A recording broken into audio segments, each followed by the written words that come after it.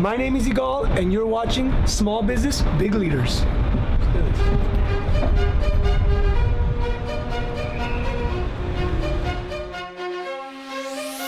Join us as we find, follow, and feature courageous, committed, and culture-oriented business leaders on Small Business, Big Leaders. Welcome to Small Business, Big Leaders, and today I have a treat for myself and for all of you. We have Joe Apfelbaum all the way from Brooklyn, New York. He's in San Diego today, so I asked him to come out and interview for Small Business, Big Leaders. Joe, thank you so much for being here. Thank you for having me. This is really exciting. I'm stoked. I'm pumped. I know you have tons of energy. Oh my gosh, I was just in La Jolla, and you should, if you ever go to La Jolla, if you ever go to the coast there, where they have like it's called the pool area or something, and they have seals and they have birds and magnificent mountains. The inspiration there is really incredible. Have you ever gone there, like by the coast? It's just so incredible. And oftentimes people go there and they're there, but they're not present. They're on their phones. I see people are on their phones, and I put my phone away and I was present for the moment there. And let me tell you, it was breathtaking to be able to be present with that. Awesome.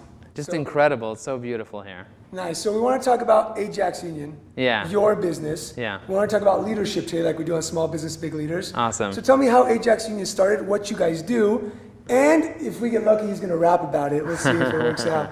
So. All right, awesome. So Ajax Union is a digital marketing agency based in Brooklyn, New York.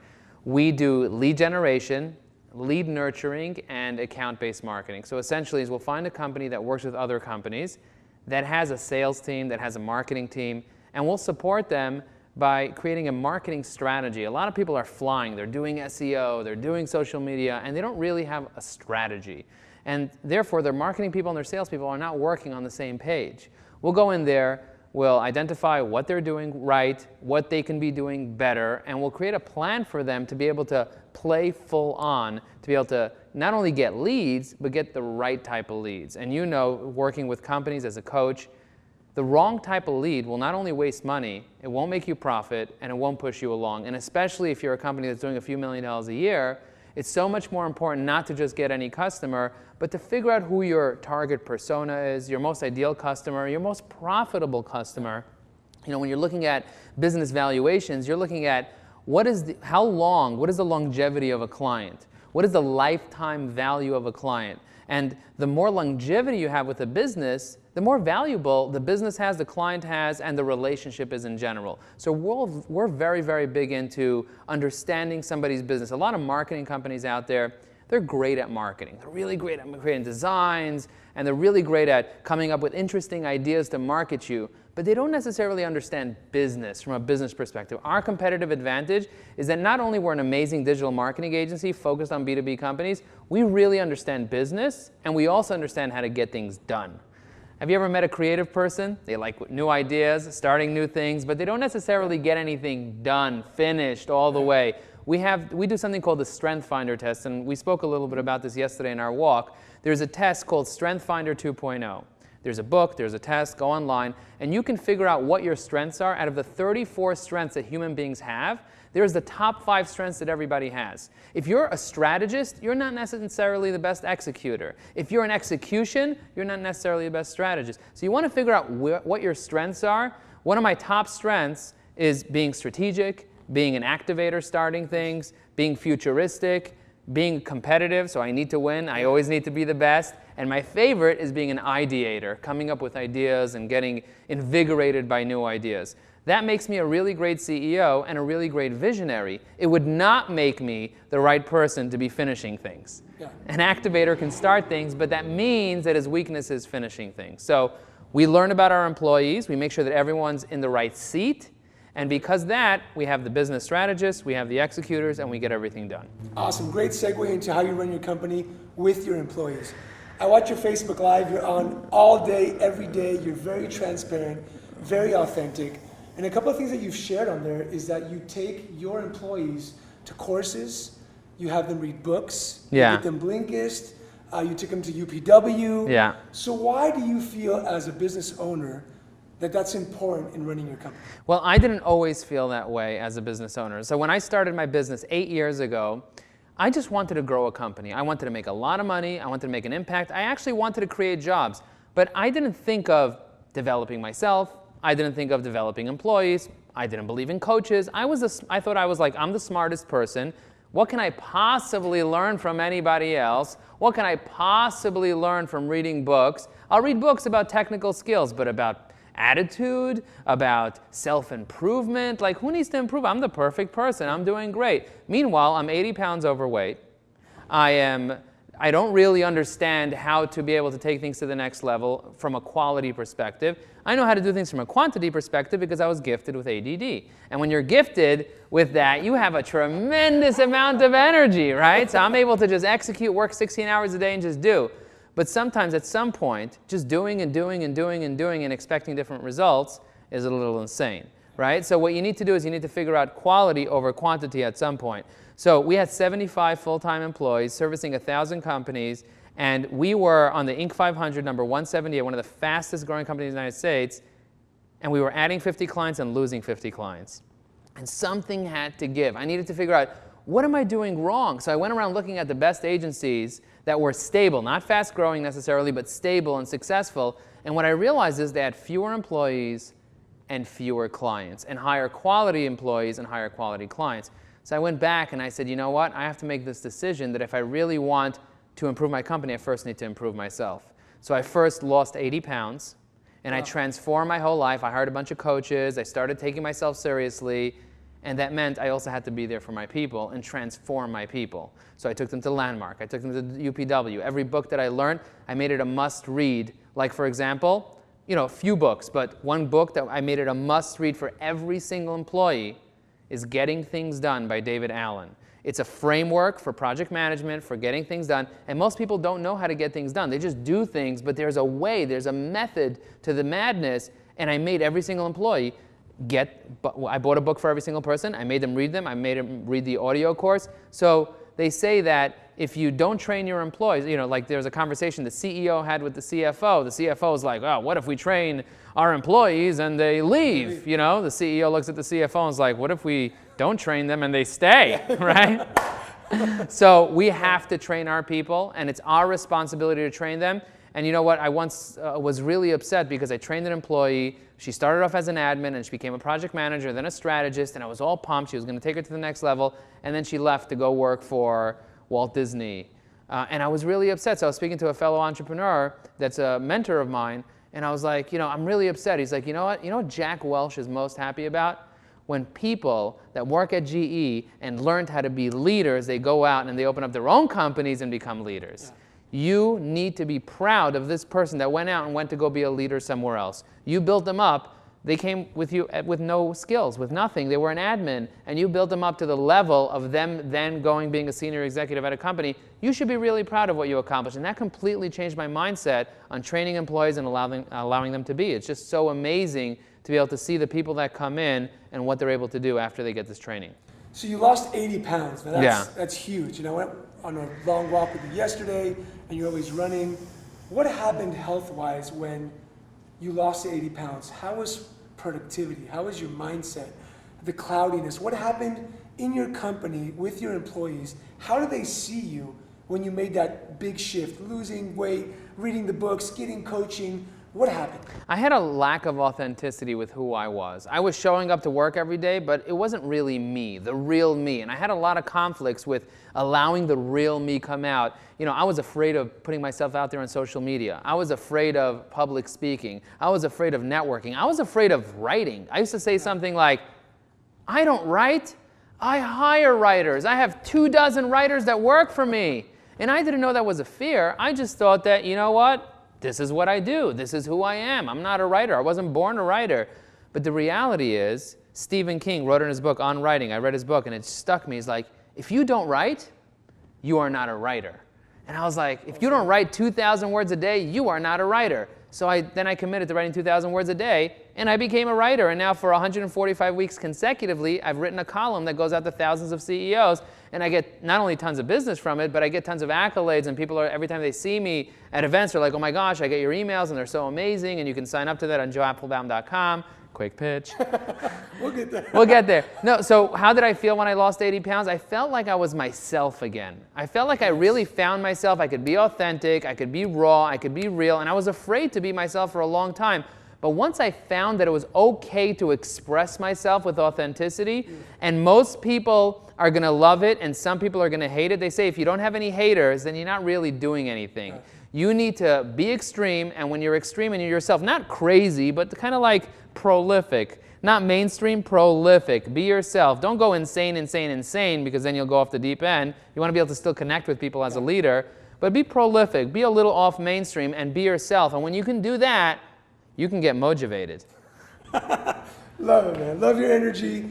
I agree with you. And so when you're a leader in your work, when you're there, and your employees have this great culture. You told me yesterday you have a culture dog, and I'm sure you do more for your culture. What happens to them as people? Well, one of the things that I do for them, besides having a culture dog and having great snacks and having great lunch and learns and all that thing, is I personally coach the employees. I do roundtables and I do one-on-one coaching for the people that request it. And I don't just coach them professionally, I also coach them personally. They come to me with their deepest, greatest issues about their past, about things that happen, and they don't know how to deal with certain things. Sometimes it's in their marriage, sometimes it's in their personal life, sometimes it's with their family. And I'm able to help them be able to change their language and change their perspective so that they can have a breakthrough. And when they're freer from all that emotional baggage, they're able to execute at a much higher level, and our clients see it. Our clients tell me, Joe, stay out of the meeting because your employees are kicking butt. They're amazing. Whatever you did to bring these people together and then train them to be able to be authentic and real and on. You know, when you walk into a room and the people around the table are just on and they're full of life, you feel it, you know it. And for me, if I'm able to do that for them and free them from those emotional shackles that they're kind of like stuck, that's really the key. That's where it is. It's not so much, you know, I went for a tour of Zappos a few years ago. I was there 2 weeks ago. Cool. Yeah. So I went there a few years ago, and one of the things that they're really, really proud of is that they have a full-time coach that works there. Yeah. I'm the full-time coach at Ajax Union because first of all, I enjoy doing it. That's really something that I do. I also do it publicly on my podcast. But not only do I enjoy doing it, I'm really good at it because people tell me that they get real results, whether it's losing weight, whether it's having better relationships both at home and at work, or whether it's being able to have a more stable personal income. I had an employee that came to me and like, I'm really worried about saving money. I'm really worried about being financially independent. And then I asked them about how they're saving, how they're investing, what they're doing, and they had absolutely no plan. And I gave them a very simple plan. We worked together to create a very simple plan that matches what they're looking for. And now they've told me that they feel like a ton of bricks is removed from their shoulders. I feel like some people think like business and personal, you got to separate it. And to some degree, for those people, it makes sense. But if you really want to be one person, you only have one calendar. You only have one time. You have only one mind. You only have one heart. You have two eyes, but you only have one butthole. So you got to be very careful what you put in your mouth, what you put in your mind. You know, you have 2 ears, you can hear different things going on, and you got to use your judgment to figure out what you're listening to and filter it. But you only have one heart and one mind, and you're only one person. So be one person and be the real person everywhere, both at home and at work. Love it. So you touched on relationships. Let's go into not just being a leader at work, but being a leader at home. You're a husband. Husband, five children. 5 children. Yeah. How do you, I use the word balance, some people don't like it, but how do you make sure that both sides are happy with you, you're happy with them, and everything runs smoothly? Being a business owner, lots of clients, well not so many, but you brought it down, but having that drive that you have and that energy, it's hard to sometimes keep up with home, and home sometimes keep up with work. It's one of the biggest issues. Yeah, a lot of people. So what do you do? How do you keep that balance? A lot of people believe that you have to keep it balanced. You know, there's a lot of people that talk about work and life balance, and I think for me, life is the same. Work and family, it's all kind of like the same. Integrated. And it's integrated. It's not really, for me, it's not so much of a balance. It's about what is needed when. So if there's a big urgent and important thing going on in my family, my work could wait. If there's a big urgent and important thing in my work, my family can wait. But for the most part, I know what I need to give each individual kid. I know what I need to give each individual person in my family, whether it's my parents, my wife, my children, my siblings. I know what I want to give them and what they need, and I'm constantly measuring the relationship. I'm asking my kids, am I spending enough time with you? Do you feel like daddy's with you enough? Do you feel like I love you? And I ask them a lot of questions to try to kind of measure where I am with them in the relationship. And sometimes they say, you're spending too much time with me, Daddy. It's okay, go to work. Daddy, have a good day, you know, and I have to like, you know, step off their toes. My wife tells me the same thing because I'm very intense. So people don't want me around the whole time, not at work and not at home. When I'm in the office, a lot of things are moving around. When I'm out, people are like, you know, we can get things done faster because I'm coming up with ideas and I want to change things, and I want to improve things, and the same thing in the house. So my wife's really happy when I leave the house. And my kids love me there when I'm there, but they also love me when I'm not there. So for me, it's about how can I be present where I am. That's why I started this conversation with being present, is because a lot of people are home, but they're on their phone working. And they're at work, and they're on their home arguing with their spouse. Yeah. You know, so you want to be able to be present wherever you are. And if you can be present in that moment, if you can go to La Jolla and watch and be present, then you have a beautiful life. But if you're constantly worrying about work when you're at home, and you're constantly worrying about home when you're at work, then you don't have that balance. You don't have that chi. You're not one with what you're doing. You want to be in the zone, and that means understanding the difference between quantity and quality, the difference between being efficient and being effective. There's a very big difference. Stephen Covey talks about this in his book, The 7 Habits of Highly Effective People. He doesn't say the 7 habits of highly efficient people. He says effective people. There's a very big difference between being efficient and spending a lot of time with your kids and trying to pack it all in while you're still texting, and being effective, making an impact, making a difference. And me, I'm all about making an impact. So it's getting that feedback from everybody around you that you hear enough, or like your wife says, you hear too much. How are we doing? How are we doing? Yeah, you got to survey. Clarity, not just in work. So what I see a lot of times with clients is that they're very clear sometimes with work, feedback, and at home they don't get that. They don't ask that. They're not measuring. And I think that's a great tip that you just gave. I have 7 daily habits that I'm always thinking about. These are 7 very important daily habits that I share with people. If they say, Joe, what's that one thing that you want to leave me with? What are the... And I say there are 7 things I can leave you with, because that's how I roll. You ask me for one, I give you 7. 7x, 10x. So for me, it's number 1, measure. That's the most important thing. Number 1, I get up in the morning, I weigh myself every day. Accountability, right when I weigh myself. There's a lot of different things that I measure in my life, but the first thing is my weight. How much do you weigh every day? If you're conscious about how healthy you want to be, one of the KPIs, key performance indicators you want to measure, is weight. In my business, it's cash flow. Cash in, cash out. How much cash do we have right now, and how can we leverage that cash? That's number 1, measure. Number 2 is water. A lot of people don't drink enough water, and water, your body's mostly water, your brain's mostly water, this world is mostly water, and most people don't have enough water in the system. Number 3, gratitude. We talked a lot about gratitude, and gratitude is the way to get your mind and your heart to work on the same wavelength, so you could be in the zone, you could be happy. They say you can't be grateful and angry at the same time. So it's very important to understand gratitude, learn about gratitude, and take action with gratitude, and bring gratitude more into your life. Number 4 is communication. A lot of people forget to communicate with their spouse. They forget to communicate effectively with their children. They forget to communicate effectively with their leadership team, with their customers, with their competitors, with their vendors. Every day I have my daily 7, my weekly 70, my annual 365. Like, I have a list of people that I'm communicating with on a regular day. And if I don't communicate, and you see me communicating on Facebook Live with my Mojo Nation, I need to communicate effectively every single day. That's number 4. Number 5 is every single day learn something new. I read a Blinkist, at least 3 Blinkists every single day. They're book summaries. Download the app, Blinkist.com. So Blinkist is a really powerful app, but I also read other things and I learn other things. I learn Torah every single day. There are certain things that I need to learn every single day in order for me to keep learning and feeling fulfilled.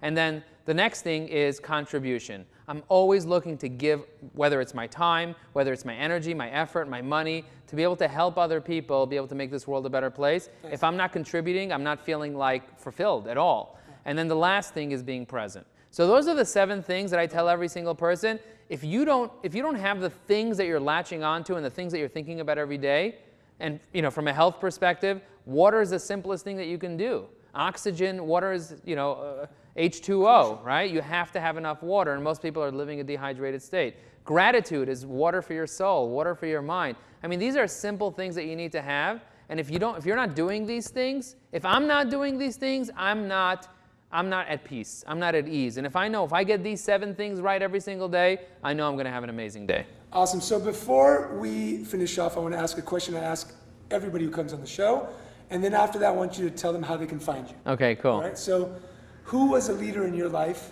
and why? I definitely would say my mother. That's like my default answer. And because I watched my mother try to build her business for 7 years. And sometimes you have leaders that were like, oh, I'm a leader and I'm very successful and I put $300 million in the bank. My mother actually failed in her business. So I'm looking at a leader that went out there and for a decade, she worked so hard on the Lower East Side trying to grow her business to 7 figures. And for 7 years, as a woman with 6 kids at home, right, and my father helping her out, but she was clearly the driving force behind it, and she wasn't able to make it. And at the end, she had a robbery, and September 11 put her out of business with the tourism leaving New York City. And so she worked really, really hard to do it, but she never gave up. She worked 16 hours a day, and then she moved to Florida, and now she's doing commercial real estate. She did that for 10 years till she got her big sale, and now she's doing well. But never giving up, getting back up, failing every day, going and failing and not having enough money, and figuring out how to borrow and figuring out how to do what she needs to do.